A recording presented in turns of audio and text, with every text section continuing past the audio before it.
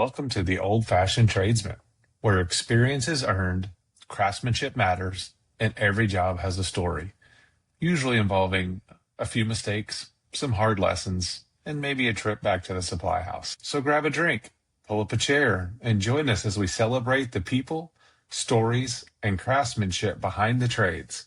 Welcome to the Old Fashioned Tradesmen. Well, hello, boys. And girls. Says it, Mr. Rogers. Welcome to our neighborhood. Our neighborhood consists of our new podcast entitled The Old Fashioned Tradesmen, and we are old. So I thought it would be a good idea for us to, since we're brand new to this podcast and we're complete idiots and we're going to fall on our face, we should at least introduce ourselves to the 4 or 5 people that may or may not tune in that are not related to us. So why don't we introduce ourselves to a future audience maybe and tell a little bit about ourselves and how we got into the industry and what we do now. Mikey, you want to go first? Sure. My name is Mike Bohr. I grew up in Baltimore, Maryland. Got into the business through my uncle, my grandfather. First, he was straight off the boat from Italy. My dad tried to work with him, and we'll go into those wonderful stories of a Italian son trying to work for his father in later episodes, hopefully. My uncle actually got me into the towel business. I was in the carpet business for a little while, and it's bad for your knees. Hence why it's the old fashioned tradesman. Many of us have been through different jobs. So he got me in. I started as a greenhorn. Child labor is what we call it. So mixing up old school mud where you got the bags of Portland and the sand and everything, and went through that and decided I didn't want to be on my knees for too much longer looking around at the older cats on the job site that could barely walk. Got offered a job to be a field rep for an installation company. Did that for a little while, and then the estimator left and went to Delaware out of Baltimore, and my boss walked through the showroom and saw me reading blueprints and asked me if I could read blueprints. And my other grandfather was a general contractor. Basically, he had me reading blueprints at the age of 11, and I could read the actual blue blueprints. I was reading those. And he asked me if I wanted to be an estimator, and I said, sure. Does it pay more? And he said, yes. And that's how I got into the office side of the towel business. How long has that been? Oh, He was like since 10 when the that happened. late 1900s.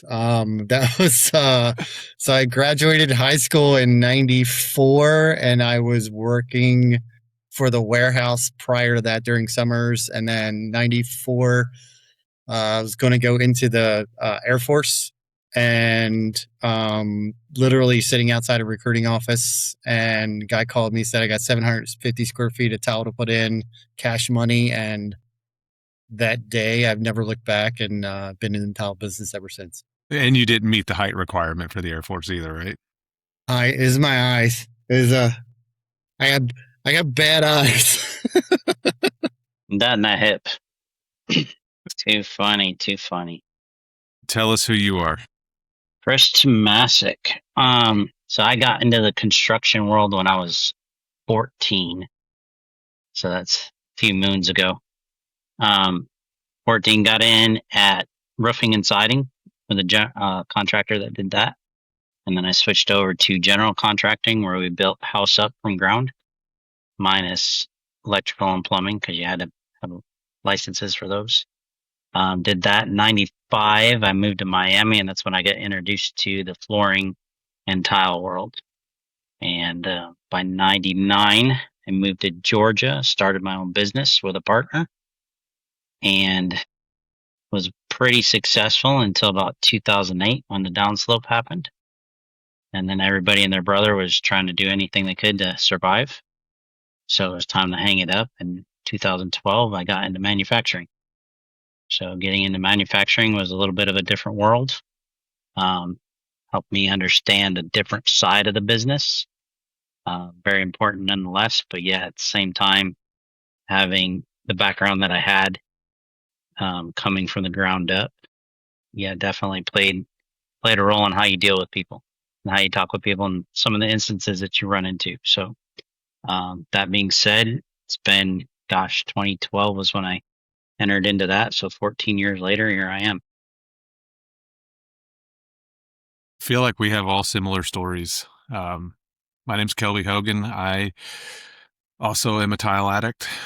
I actually started in the construction industry. My dad was a police officer, and so his schedule, his days off, he did remodel work. And so starting off at an early age, as early as I can remember, I helped him remodel houses. And then as we got into that, my dad realized he didn't like finish work, but I actually did. I liked it because you were working in the air conditioning or in the heat, depending on the season, versus being outside doing roofing and framing. So to me, it made a lot more sense to be inside. So I kind of took over finishing, mostly finished carpentry and things like that, a little bit of painting. And then a family friend introduced me to tile. He needed a strong back, and I was big and dumb. So I was carrying concrete board and mud and block and those things. And that was my introductory in the 90s also. In 99, my closest friend in the world, he blew his knee out and had to have ACL surgery. And so he hired me to lay tile for him while he sat on a bucket and ran the job until his knee healed. And then that rest is history since 99, professional tile installation until I blew my knee out twice. My knee surgeon said, "You've got to find a different industry." And I'm like, I don't know anything else, boys. So was able to actually help open up a flooring store while still running the tile crews. And so that gave me a really good dynamic of entering some retail sales into my world and retail customers and also design work. And like Mike, estimating, which became a big part of my life, and tons of notes. And then I was offered a position at a family-owned tile manufacturer or a distributor. So I did that for like 7 years. I actually did outside sales over multiple states, calling on mostly floor covering stores and some contractors. And then a big orange company came along and offered me a job, and I stayed there for like 9 years. That's how the three of us all met, actually, was working together in different divisions, and became really close friends. And I have recently switched, but I'm still in the tile manufacturing industry. I actually work for a tile manufacturer now, a worldwide company. So I think all three of us have had similar but different career paths. We all started in construction. We were all beating ourselves to death over the years in that industry, for sure. But we've all kind of grown up in the trades in one aspect or another. So we thought we'd share who we are and then really kind of just have conversations about the industry and also about specifically tile. That's where we're going to go a lot of the ways, right? We're going to talk tile. We'll talk construction. We'll talk everything. Entertainment, movies, our favorite subject. A good old fashioned. So, yeah, that's that's what may have helped us survive a few sales meetings over the years, right, boys? All of them. Yeah. Every last one of them. Yeah, at the club. At the club. The club. I think it's safe to say we have enough. We have probably more titanium between the three of us than an F1 car. So we have that going for us.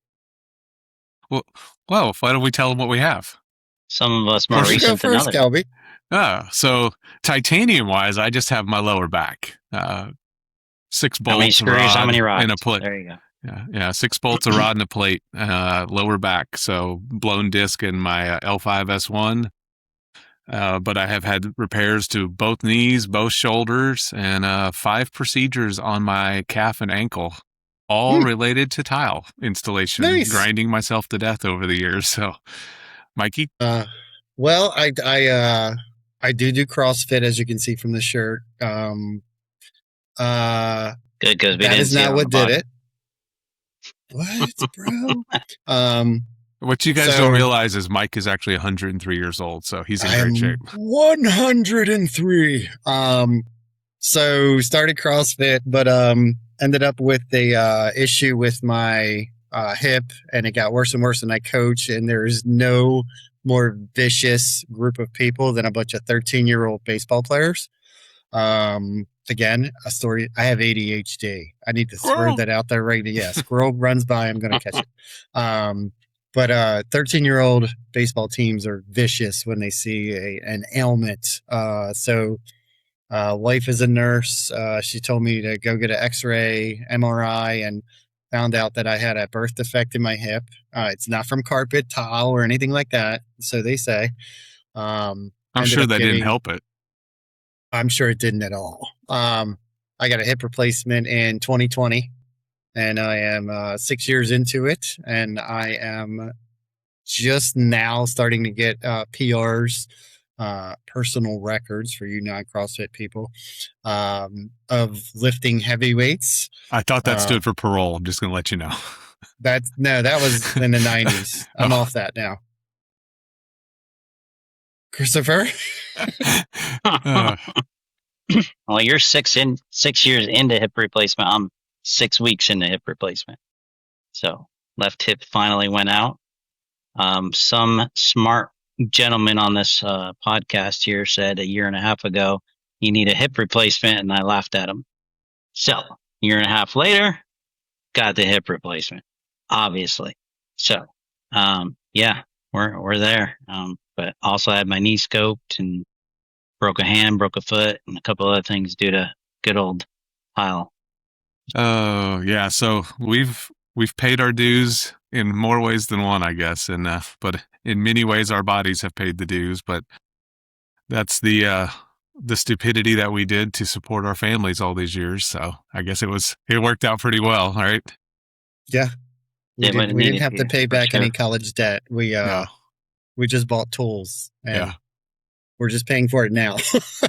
I get asked that all the time when I meet new people, new customers, and they're like, "Where'd you go to school?" And I go, "I didn't go to school.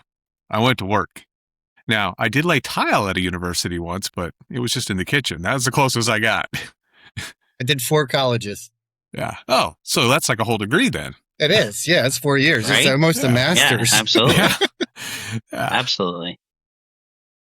What do you guys think about if we focus on tile? What do you think about where we are today versus where we started in the 90s? Chris? Well, first, why don't Why are you we've saying all been Chris? we've all been 'Cause I tile have to- contractors. I got to think about it. I have to narrow my stories I mean- and Got to put his I mean- blinders on. We're a breed. Honestly, we're a breed that doesn't exist anymore. Because all of us learned how to do mud bed. All of us learned how to do, how to hawk a wall and put mud bed on a wall. People today don't know that skill. I mean, obviously we have technology. We have things that are out there today that negates all that stuff that we did. But that's a skill set that doesn't exist. And if I had to say something here in at least the Americas versus the European countries, we're not recognized as a true skill. Like there's no mentorship. There's no things like you have with plumbing and electrical and all that other stuff that we should have, honestly, within our skill set. We're a trade. We're a big trade. That matters.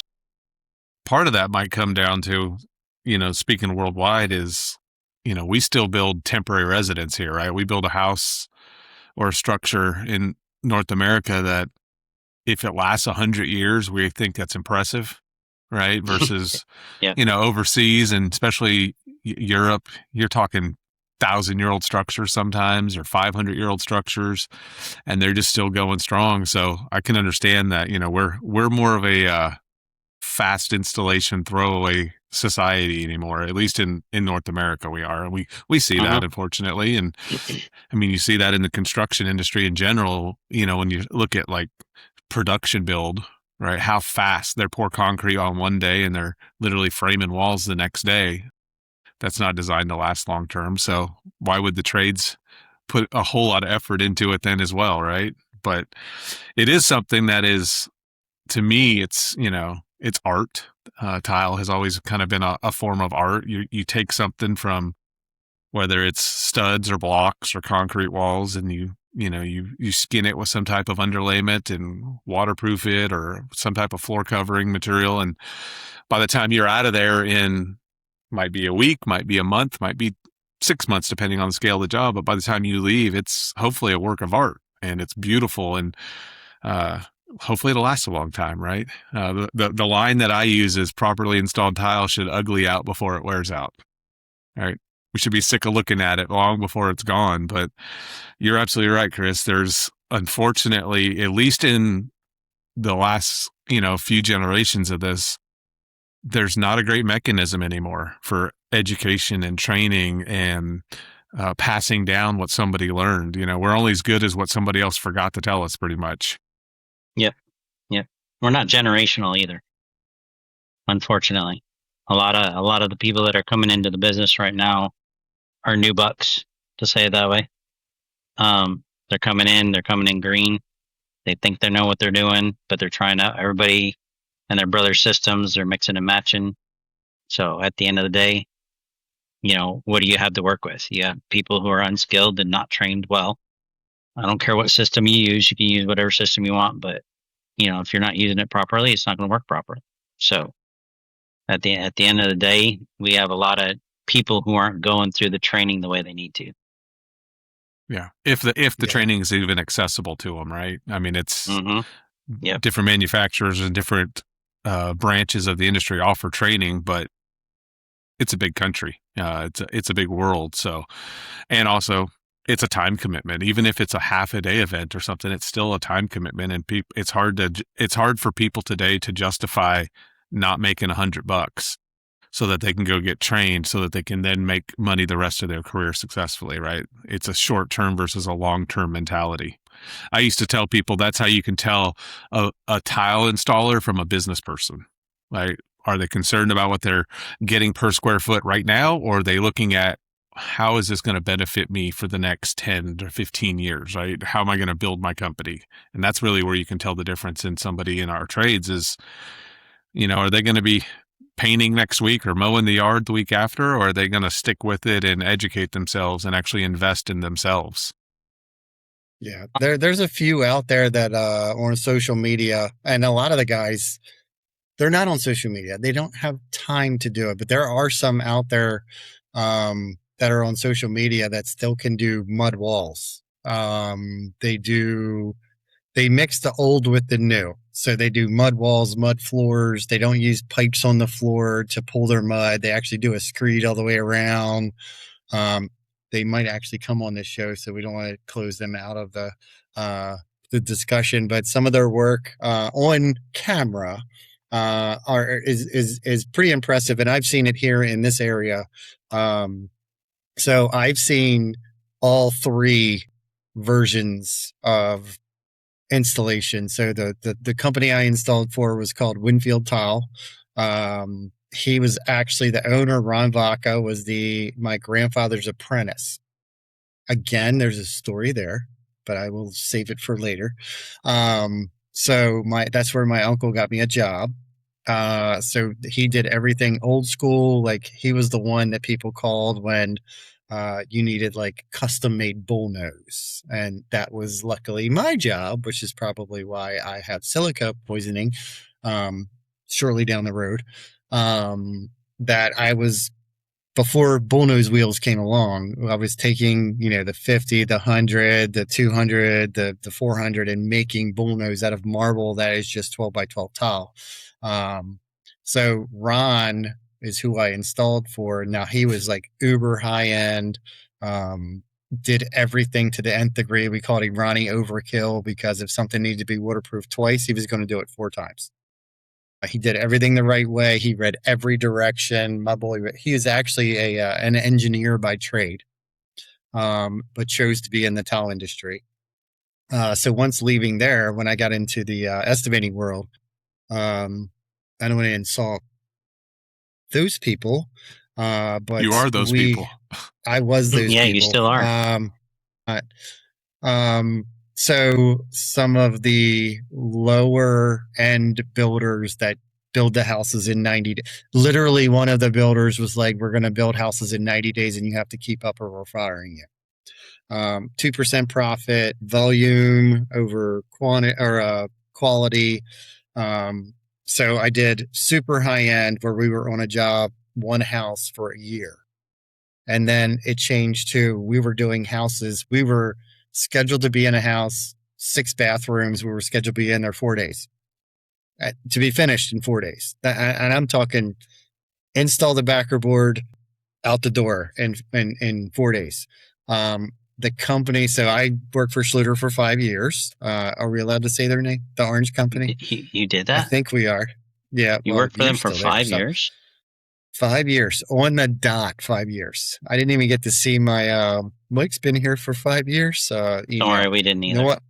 No one sent it to me. So worked for them, and then there's a company that I was going back and forth with. Private company does super high end installs in DC, Southern Maryland. That market never dies because I'm not going to get political, but they make the rules for the company in that area or for the country in that area. So their paycheck never stops. So they never dip down when the economy does. Oddly enough, it's crazy the way that works. That's amazing. So I've shown these guys some of the houses I've been working on, and they're just ridiculous. 2-story walk-in closets, full gun ranges, archery ranges, bowling alleys. So if you guys are listening from the Midwest, it's ridiculous what they're building out here. But keep it up. Yes, we're working on it. All right, you keep them happy. They might make better rules for the country.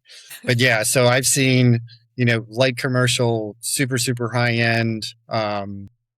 The Winfield Tile that I worked for, the entire company was all American. And I only say that because there was a rule, I don't even know if it's still in effect, that if you go on a government job site, like we worked in the Pentagon, we worked in NASA, we worked in a whole bunch of different places, and you had to be born in the United States to work there. So Ron got all that work that was in these government. So that was, job security for him. So super high end to the underlings of the tile industry that install those houses that you drive past the field, and then 2 weeks later you drive past and there's 100 houses up. I did that work. I didn't actually do the work. I estimated it. And then now I'm back into the estimating world with super high-end houses for the uber elite of the DC market. There's nothing like those government jobs when you get to go on the job site and you have your vehicle inspected by dogs and armed guards, and you're like, it's just inset, I promise. Yeah, I did Four Hats, which is down in Odenton, Maryland. So it's called Four Hats because any given time in the cafeteria, you'll see the 4 branches of hats hanging on the hat hooks. So that's the reason they call it that. So it was one of my first jobs, and I'll go into one brief story if I can do that. Please. Sure. Go so for it. I go in, same thing. Dog sniffs my truck. I was very proud. I had a 2002 Dodge Dakota quad cab. I was very proud of it. It was one of my first new nice vehicles. And I go in, dog sniffs around, I go in, I'm waiting for the boss to get there, Ron, and he pulls up and he gets out and he looks behind him, and there are 4 dump trucks following him in to drop off the sand. Then there was a flatbed that came in right behind them to drop off the Portland cement. And then he gave me a tiller, which was probably from 1922, and 10 sheets of plywood. And you would shovel they dumped everything, and I was brand new to this. So he gave us a quick tutorial on 1 sheet of plywood of how to dump the sand, dump the Portland. We had a watering can, and we would water everything going down, and you'd run the tiller through, and the guys on the side would shovel it in, and then we had to go up a ramp into the kitchen and pull the screeds and everything. Pull the screeds, fill in the valleys, and that was one of the first times that I actually pulled mud for the first time. And I will have to say, I did a pretty good job because one of the people that I worked with said, "It's in your blood. You can't teach it." I did good. I was pretty proud of that. And now you've done so much of it that the Portland is technically in your blood. It's probably altered your DNA strand. Yeah, you know how they have blue bloods? We should make a new TV show called Gray Bloods. No, I did a handful of mud jobs early on. Obviously, we did mud in our showers pretty consistently every time. But we did a few, residential mud jobs that were, over different types of heated floors and things. And I learned real fast, I don't like it. It's no fun. Okay, There continue. Well, now we're all sidetracked now. So it's, that's probably one of the reasons my back has been hurt for so many years, is carrying so much mud over the years. Because that's how I started my career, not installing tile, not installing mud, carrying mud, right? Carrying it up the stairs so that the guys that knew what they were doing could get down on their knees and just stay at work. And so, that's, I remember, I don't remember how many years in, but I was running the installation crews at home on the tile installation. And I remember my boss, we hired his cousin, and for like a year and a half, he was my helper. And he was older than me, and he had moved to town, and he was my helper. And he went to his cousin, who was the owner, and was like, "Am I ever going to get to install tile?" He's like, "What do you mean?" He goes, "I've been working for you guys for like a year and a half. I haven't put the first piece of tile down. I just make cuts and make mud and grout." And I was talking to the owner, and he's like, "What do you think about that?" I said, "Well, that's how it's supposed to be. Like, you learn all the different layers, and not only so that you know it, but so that we can trust you." Right. We before we start letting you install tile, before we let you get down on the gear and, actually start spreading the thin set and trying to install the tile and put it down level and flat and make it where it's strong and bonded well, you can't do that day one. And that's probably part of the kind of the miss, or the jump in the generation, is now if you have a few $100 and a trip to Lowe's, you can become a contractor in whatever version of the industry you want, whether that's tile, whether that's carpentry, paint, drywall, whatever. If you can get the equipment, even the basic equipment, you can show up and tell somebody, "Yeah, I know how to do it." And there's not any checks and balances really, right? And unfortunately, there's a lot of work to be done right now. So a lot of times people are willing to take a risk on somebody that says they know what they're doing, and might be okay, might not. Might not. Might not. That's where HGTV and all that comes into play too. Yeah, Because blessing and a curse, right? Yeah, you get those shows that show you, hey, you can do this, and that's great. But when they're like, yeah, it's like putting butter on a piece of bread. No, it's not. There's a little bit more to it than that, And you guys mentioned bringing out the mud set and all that, but like when I learned mud set for me was literally you put the mud bed down in Miami on the concrete slab, and then you sprinkle the thin set or the Portland over the top of it, back butter your tile, and set it all in place right in one shot. Yeah, that was the wet set, right? Yeah, the whole wet set method. So like when you're learning that and you got a string that's guiding your level and everything else across a 1,200 square foot floor, it's time consuming. It's not, hey, just get a trowel out, comb some thin set out, and keep it running. But yeah, it goes back to those methods that, despite the fact we have the technology today, are still very crucial to the industry. You need to know that. And unfortunately, a lot of the learning stuff, like CTEF and all that, is geared towards the guys that have been doing it for a little bit, not the guys that want to get into the industry. And I think that's where we're failing here a little bit in the US, or at least North America. There's not a great marketing campaign to get people excited about it, right? Of course, the other side of the advertisement is we're not the best advertisers, right? Because we're walking around hunched over and beat up. But I think education could help in a lot of that aspects as well. Sure, absolutely. I had somebody ask me not long ago, they're like, if you could go back in time, would you still be a tile installer? And I was like, if my body would allow it, I might still be a tile installer today because I loved it that much. But I'm like, if I could go back in time, yeah, I would do it. And they're like, what would you do different? I said, well, really good knee pads. Like day one, really good knee pads that were made What for are me. those? Yeah, what are those? What are those? But ones that are made for you, right? That are designed to not just be soft, but actually protect your body. Probably should have worn a back brace when you were at least loading and unloading your vehicles and your equipment. No. And yeah. And I think, back being like 17, 18, 19 into my early 20s, like maybe I shouldn't have carried 2 or 3 boxes of tile or 2 or 3 boards of concrete board or 2 bags of mud. Like that was stupid. Now that was a lot of just weight that you put on your back and your shoulders and your knees over the years. If you could go back in time and be like, just work slower, work smarter, protect your body long term. Because at those ages, you're in my case, 6 foot tall and bulletproof, right? As a saying, a friend of mine, he's like, you're bulletproof in 21, but at those ages, you're indestructible, right? And if you do get hurt, you kind of bounce back quickly. By the time I was 30, my knee surgeon told me I needed full knee replacement at 30 years old, but he wouldn't do it because he's like, if I do it now, I'm gonna have to do it again in your 50s because they only last 25 or so years, at least at that time. He's like, so I don't want to do it twice because the second one won't be as good.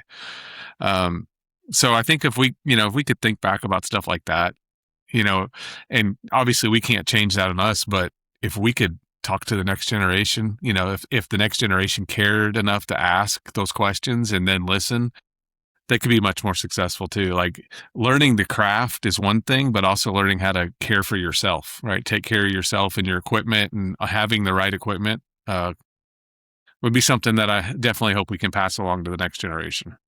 Yeah, I'd much rather, like for the new people, I'd much rather carry around a laser level than a water level, which is what I learned how to draw a level line around a room. The floor was uneven. Yep. I think what we're going to do, we've talked about this. It was Chris's idea to come up with this podcast. Not only I think we can, I speak for all 3 of us, saying, I know they get nervous when I say that, that we're going to take care of the highly technical people, the people that do have the laser levels, that can pull mud, that can do wall mud, but people that actually want to do DIY. And all 3 of us are on social media.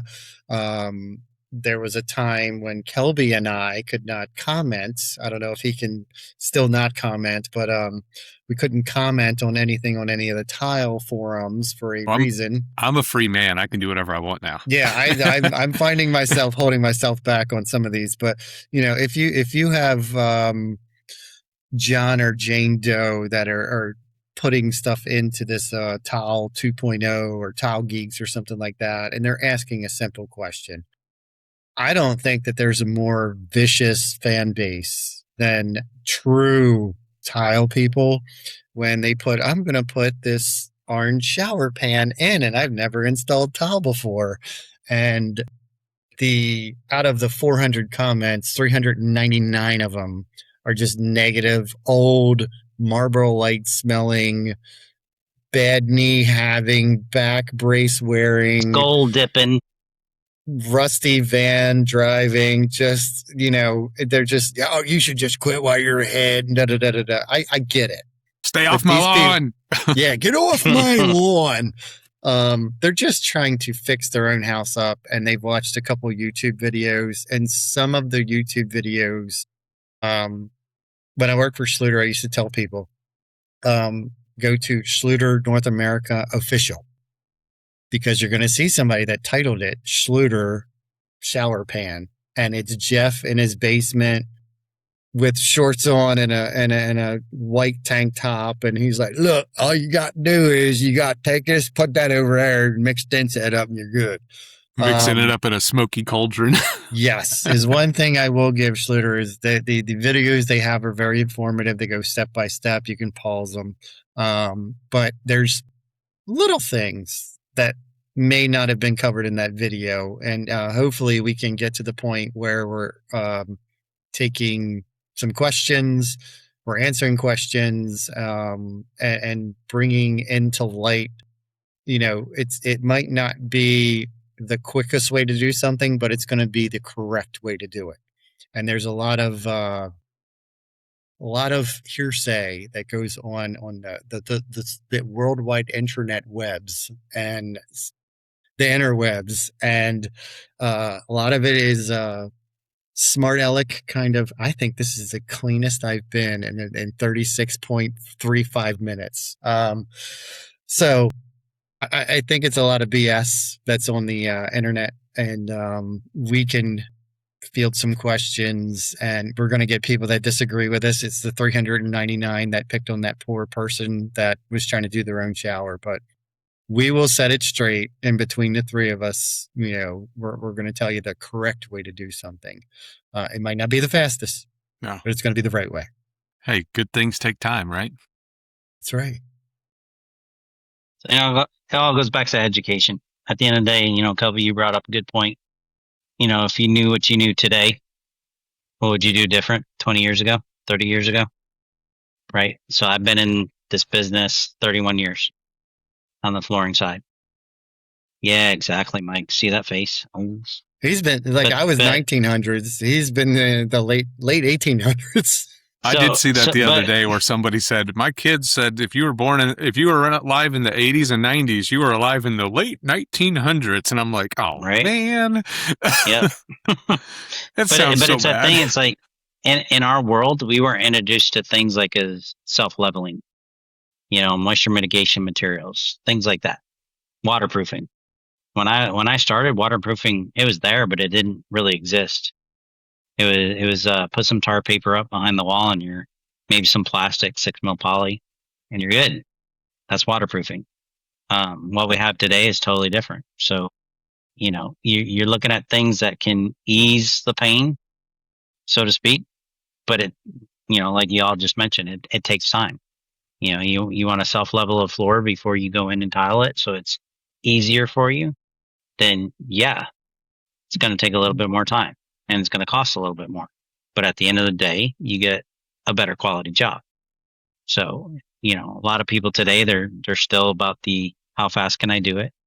The guys that, went to Home Depot, bought a drill and a bucket and say, I can do this. And maybe a cheap Home Depot wet saw. I can do this. They're not looking at what it actually takes to do the job. Or have the knowledge to be able to do that job. So that's where I go back to, we got to start hitting these kids, and I call them kids because of my age, but kids at 18, 19, 20 who say, hey, college isn't for me, but we got to go. We got to do something. Yes, Michael. You raised your hand. College was not for me. They were like, you have to go to class. And I'm like, who's making me? And they're like, nobody. I'm like, and you have to pay for it. Yeah. Yeah. And that's the thing. The three of us, none of us went to college. We chose a path that today people are in need of. People are in need of our path that we chose 20, 30 years ago. And unfortunately the kids today aren't choosing that path. They're trying to find something that will TikTok them famous. Yeah. That's what we're trying to do right now. What the? No, we're just doing a podcast. We're not TikToking yet. Not yet. I don't do those dances. Sorry. I'll do the dances. Oh, yeah. I'm sure you will, Michael. Sure you will, Mike. I'm sure you will. Things to come in future episodes. Boogie Woogie with Mike. But the cool thing, between the three of us, we have, sales in a international tile company. We have all three of us work for the Orange Company. We got to see if we can say their name. If Chris you can't say it 3 times. Okay, yeah. I didn't. I said it once. You said it twice. You said it twice. When you say it 3 times, bad things happen. I have to write all the stories down. Start making notes. But we have, Kelby's in the south, and then we have I'm in Chris the is Mid-South, baby. Mid-South. He's Sorry. in the We have the dirty South. oh, don't say that. We Mid-Atlantic, and all three of us have an estimating background. I'm going to blow Chris up a little bit, but if we have any Espanol people that need to write in or call in, everybody knows now. You can stop saying you don't. He doesn't look like much, but he speaks Espanol. And there are, Gracias. as we all, de nada. That's about De all I nada. know. There you go. I Speak know. it like Donde you know it, está Michael. trabajo? I know enough to get me in trouble on a job site is what I know. But yeah, if we have guys that call in, I would probably say 60% of the trade is Hispanic. And if you guys want to write in, or, maybe we can have the capabilities of doing call-ins. That would be eventually. wild. If we ever have an audience, that is. But, I'm just warning you, these two guys don't cuss. They leave it up to me. So if we get to the point where we have unruly guests on the phone, we can have a lovely discussion online, and we all know that gets ratings. But no, I don't think that there is a corner of the tile industry that we don't cover. We have, I'm Northeast and Mid-Atlantic. Chris and Kelby are South, Mid-South, Southeast. And we can bring a guy in that's Northwest. Yeah. And a guy that is Southwest. My first tile job ever was in California, so that's where I got broken in. Did you hot mop first? That was done in my area, but not with who I was working with. It was still panliners then. It was mud beds, but panliners. Were they lots of California? No, not anymore. They were the guy I started with. He actually was still doing copper sometimes, but copper is a bit pricey anymore. Yeah, but no, True. hot mop out west is still. It's crazy to me to think how prevalent it still is. I mean, it works great. I just don't like smelling it. Yeah, that's the thing for the state that has the highest VOC issues. They're hot mopping. Let's burn tar and put it in your bathroom. Yeah. But it's not going to leak because it is a swimming pool when it's done. I mean, it's a giant rubber bag in there. It's like. Did you guys ever work with Ultraset? You remember Ultraset? Came in a white metal bucket, 5-gallon bucket, weighed like 50 pounds a bucket. It was white liquid rubber, and you had to make sure you put the top on, like the cellophane on the top of it, or you get like an inch of hard, and you had to cut into it. Guess whose job that was to cut into? Who forgot to put that in there? And it was the guy that asked me if who forgot, and I'd have to go in there with a knife, and my knife was covered in it. We were abused. Yeah, we need to blink twice. Because we were like the old Latacrete 9235. Latacrete 9235 was horrible. Oh my God. I didn't mind that. I hated that. That's what we used explicitly for my first however many years. And that's why I joke around and say some of the things altered our DNA. I have no doubt that did. If you open a bucket of that up now, I will start running a fever and break out in hives. Yeah. We used it so much in the summer in Alabama, in the heat, in new construction with no ventilation that I have PTSD thinking about it. But I did like the 6-gallon buckets that came in. That was good. They were nice. You could make those a were good nice tool washout buckets. Yes. Yeah. that was the saving grace was the 6-gallon bucket. Yeah. My thing was the SGM epoxy. SGM epoxy was horrible. Are we going to use the word epoxy on this podcast? I thought that was banned. Why not? It's all how's that banned? It's called grout. There's a story for down the road for that one. We need to be writing the stories down so we can go. All right, and action. As we go on, these stories will just come out naturally. They The problem is with us, they're just going to come around again and again and again too. Yeah. We'll be like, Well, "Did we maybe cover that?" we'll get I mean, if you're repetitive hitting that viewers stage, that yeah. understand what we're talking about. Yeah, did we cover that? Yeah. When I came out, it was only hot water epoxy.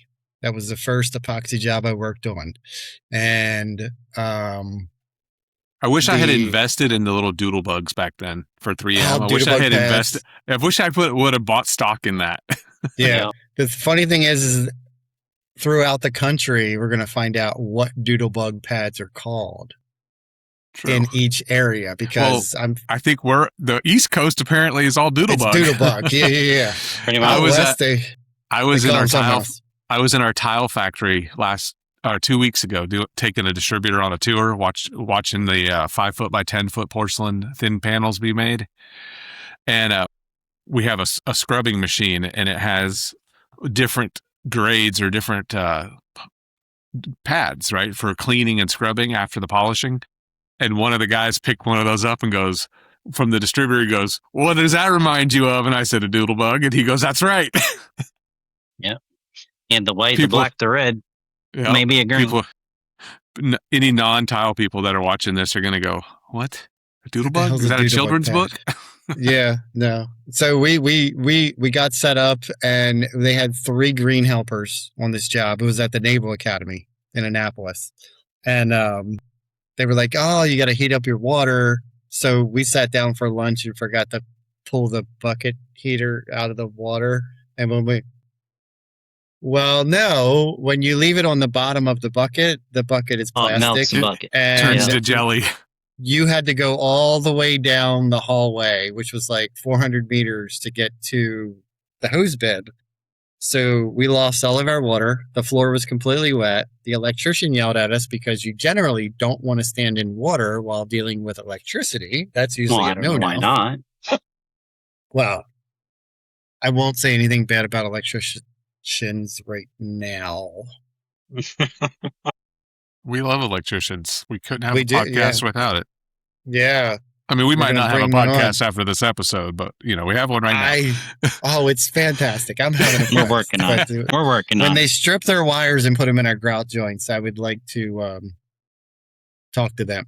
I would take that over the painters spraying oil-based paint on my toolboxes while I'm at lunch. Yep. Or the subfloor. Yeah. Yeah. Subfloor, we're just going to cover it up. Nah, Or the Not my drywallers toolbox. coming in and doing touch-up. Drywallers coming in and doing touch-up after paint. Yeah. or Can I the walk on that? granite guys.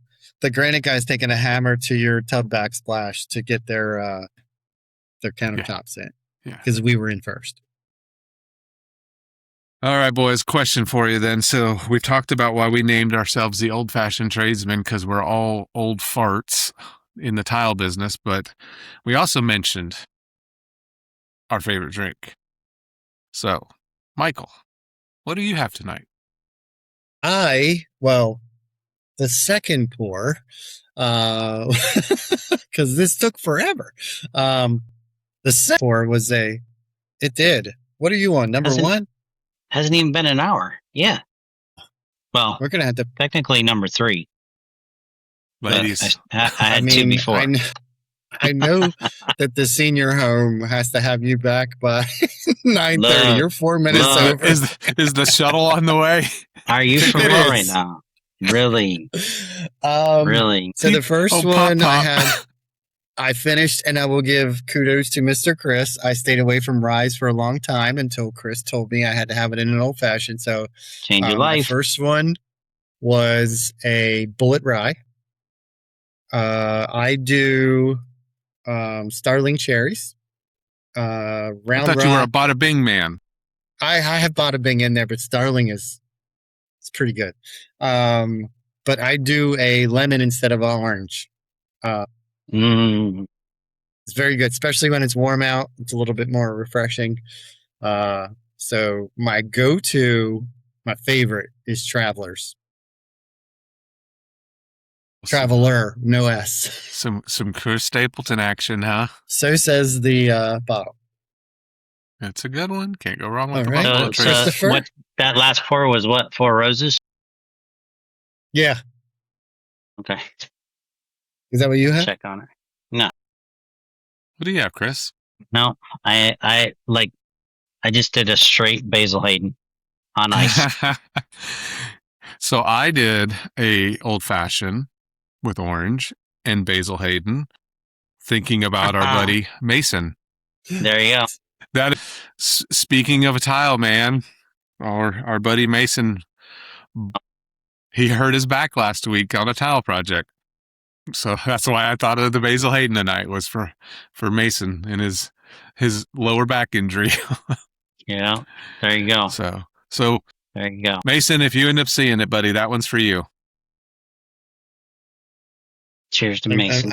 I'm texting him a picture of our podcast right now. Too funny. Too funny. Well, I think it's not the club. It's not the club like it used to be. That's not the club. But it's how the club started. It is how it started. It is how the club started. It's how we survived. This is how the club started. And we'll get into that story at some point. We'll get into those stories, and I'm sure we will have some club members. Visual aids. We'll have some club members attend over the next. Let me reenact one. Hey. It only counts if there's evidence. Yep. Which I'm sure people have. Or T-shirts. That was before hip replacement. That'll be our logo. I can't believe we made it 53 minutes and we're still having a good time. Yeah. The club used to last 2-3 hours. Shout out to Andy Ackers for teaching the three of it. Well, two of us on there. Still, I would have never been able to do this without Andy Ackers, and B, Mr. Hogan over here, Mr. Smooth. Who that? You are so personable. You could do this all day. Who? Kelby? No, you. Oh no, I hate this. Well, he could do this all day long, but that's mostly because of all the voices. Yeah. That's probably the Latticrete 9235 is probably where I got ADHD from. Sure. We'll wrap this one up, and then we'll ask you to hopefully hit the alert buttons on your podcast so that when the next one comes out, you get a notification when that is. If you want to reach out to us, it's the Old Fashioned Tradesmen at gmail.com. If we can learn how to use our internet and our interwebs and our emails, then we'll use that. And we'll also look at the comments on the podcast and incorporate the ones that are appropriate for our content and the ones that don't make fun of Chris too much. Wait, man. It's so easy, though. So I saw this closing statement and I thought it would be a good one for us. It says, remember, quality takes time. Characters built one day at a time, and we're all a little under construction. Until next time, stay old-fashioned.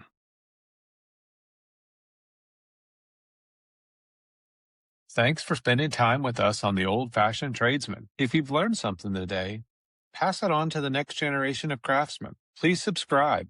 And until next time, build it right, take pride in your work, and stay old-fashioned. We'll see you on the next one.